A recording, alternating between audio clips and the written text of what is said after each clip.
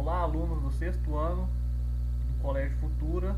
Nós estamos aqui começando a nossa segunda videoaula e para a gente dar início a esse assunto, a gente vai começar a falar sobre a vida na pré-história.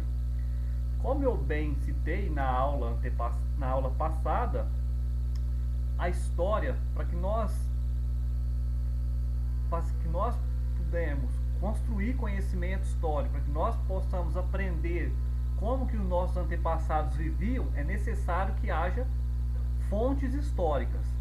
Esse período que nós vamos estudar, ele vem carregado, né, com esse nome, um nome que é até discutido pela atual historiografia, ou seja, pelos atuais historiadores. Por que pré-história, né? Então, esse termo pré-história, ele já vem carregado de significados, porque ele foi cunhado, ou seja, ele foi criado durante o século XIX. E durante o século XIX, os historiadores desse período tinham a premissa de que só se tratava a história a partir da escrita. Ou seja, a partir do momento que os seres humanos desenvolveram a escrita, é que começou-se a história. De fato, hoje a gente já faz pelo menos críticas em relação a esse termo pré-história. No entanto, esse termo, essa denominação tornou-se, né, uma divisão histórica, né? Embora a gente faça sempre essa discussão, a gente vai ter sempre esse nome, né? Nomear esse período antes da escrita como pré-história. Mas a gente tem que sempre abrir os olhos para fazer essa crítica, porque ele foi criado durante o século XIX, e durante o século XIX acreditava-se que somente os documentos que fossem escritos que eram tratados como fonte histórica. Durante o século XX, a gente já debateu nas aulas anteriores, que houve uma ampliação do conceito de fontes históricas. Então ampliou-se o que seriam fontes. Isso possibilitou a gente a conhecer melhor, principalmente esses povos antigos. Porque a gente não tem a escrita, eles não tinham a escrita desenvolvida, mas tudo aquilo que o ser humano produz e tudo aquilo que eles nos deixou, é possível de fazermos análise e interpretar essa fonte e buscar entender como que eles viviam nesses períodos tão distantes, não é? Então, o que nós vamos aprender aqui? Esse período tão longo da pré-história, que ele está dividido, ele começa há mais de 2 milhões de anos atrás, e a gente vai focar aqui no período paleolítico, que é o que? O período mais antigo, o período mais longo da história. E aí a gente se pergunta, como vamos compreender esse período tão longo da nossa história, tão longo da história dos nossos antepassados? Não dá para a gente compreender tudo, não dá para nós tratarmos de tudo, mas a partir das fontes que nos foram deixadas, que são achados, nós vamos construir a análise a partir disso. Ou seja, os historiadores se debruçam em cima dessas fontes para produzir conhecimento, e nós vamos debruçar para entender esse período, correto? Então aqui a gente tem essa evolução da espécie, né, tratada pelo Charles Darwin, ele que coloca que os seres vivos estão em constante evolução. E aí nós também, seres humanos, que descendemos de um ancestral comum, nos evoluímos até nos tornarmos o homem moderno, e a gente termina ali como o Homo sapiens. No entanto, isso a gente está falando de milhões de anos, né? E aí a gente vai, onde começa a vida humana. Então a gente tem a teoria de que teria se iniciado na África, e a partir dali esses seres foram evoluindo logo e foram caminhando, né, ao longo de anos e se espalhando por todo o território do mundo. Então, ao longo de milhões de anos, esses primatas, como foi dito, eles foram transformando, adquirindo novas características até originar o Homo sapiens, né? Homo, que significa homem, sapiens, inteligente, um antigo ancestral comum. Então essa é a teoria da evolução do Charles Darwin. Na pré-história, né, a gente falou, eu iniciei falando que era dividido por dois períodos, né? A gente tem o Paleolítico e o Neolítico, e aqui a gente vai focar no Paleolítico, né? Paleolítico ou período da Pedra Lascada. Nessa época, eu já falei numa aula presencial que nessa época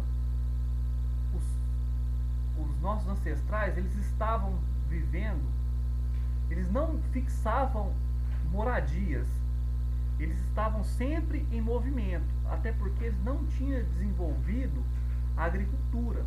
Então, de que eles viviam? Eles viviam da caça e da pesca. Basicamente, eles eram caçadores e também coletores. Então, o que eles faziam?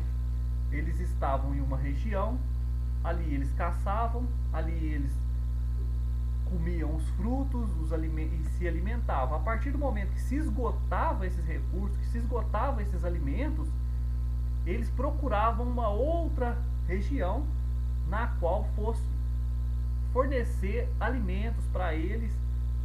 A gente sabe que depois eles vão desenvolver a caça, a pesca e vão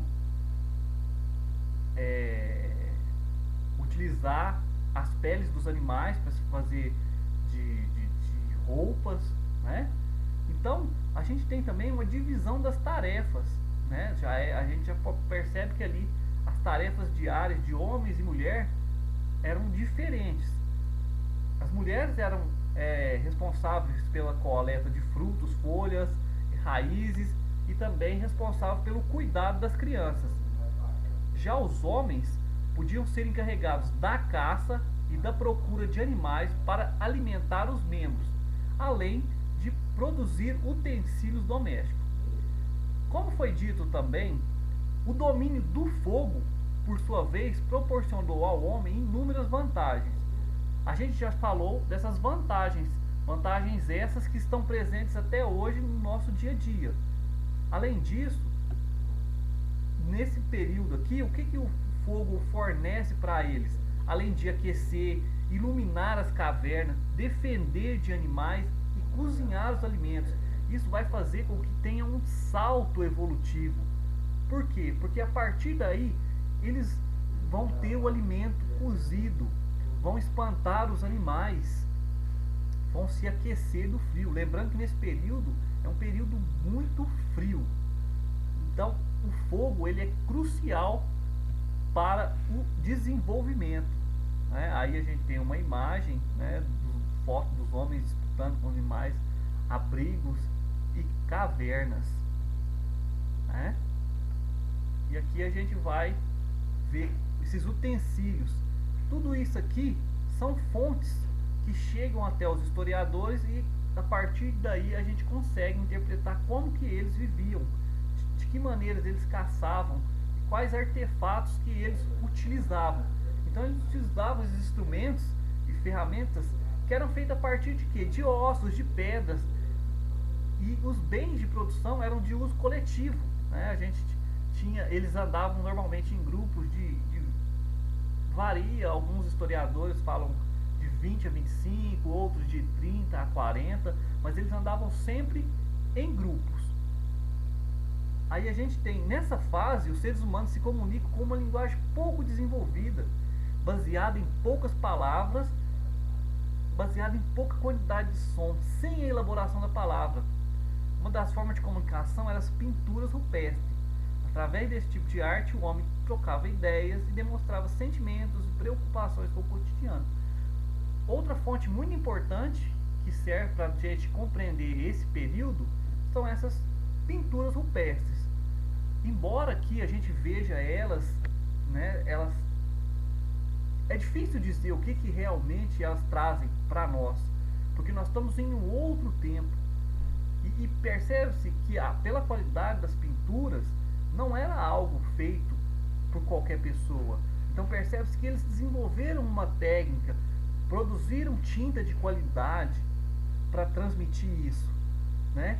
Aqui pode muito bem mostrar os animais que eles caçavam, a forma como eles caçavam, mas pode significar outras coisas, pode ter até uma outra mensagem para o grupo, né? Então assim, e é nesse período também o surgimento de crenças. Isso é no período paleolítico que surge as primeiras crenças em forças sobrenaturais. Então eu gostaria de parar por aqui eu vou deixar atividades para vocês fazerem, e na próxima aula a gente vai retomar esse longo período e nós já vamos entrar a vida no Neolítico, que já é uma outra fase, onde o homem, o ser humano vai sair dessa fase de nômade e vai se tornar sedentário. Então isso vai ser a próxima aula. Então já eu vou colocar as atividades e a gente vai conversando, e qualquer dúvida pode me chamar no WhatsApp. Forte abraço e até mais.